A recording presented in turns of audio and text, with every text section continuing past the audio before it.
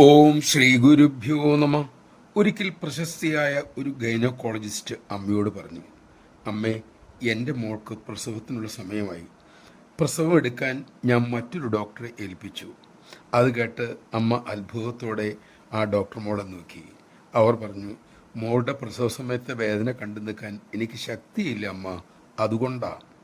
ഈ സംഭവം പറഞ്ഞിട്ട് അമ്മ തുടർന്നു, നൂറുകണക്കിന് പ്രസവം എടുത്തിട്ടുള്ള ആ മോൾക്ക് സ്വന്തം മകളുടെ കാര്യം വന്നപ്പോൾ ശക്തിയെല്ലാം ചോർന്നുപോയി. കാരണമെന്താ? സ്വന്തം കുഞ്ഞ് എന്ന ചിന്ത, മമതയാണ് നമ്മുടെ ശക്തി ചോർത്തുന്നത്. മമത ഉള്ളപ്പോൾ സ്വന്തം കഴിവ് പൂർണ്ണമായി പ്രയോജനപ്പെടുത്താൻ കഴിയില്ല മക്കളെ. അപ്പോൾ എന്തു ചെയ്യണം? ഈശ്വരിൽ കൂടി എല്ലാവരെയും ലോകത്തെയും കാണാൻ മക്കൾ ശീലിക്കണം.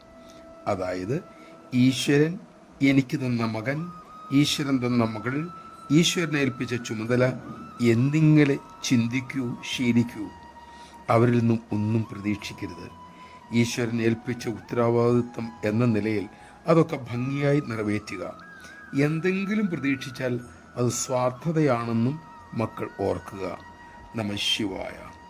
ഇന്നത്തെ ഈ ജീവിതം അമ്മയുടെ സമ്മാനമാണെന്നും അമ്മയാണ് നമ്മുടെ ജീവിതം നയിക്കുന്നത് എന്ന സത്യവും ഉള്ളിൽ ഉറപ്പിച്ച് ആ ധൈര്യത്തോടെ മുന്നോട്ട് പോകാൻ നമുക്ക് സാധിക്കട്ടെ.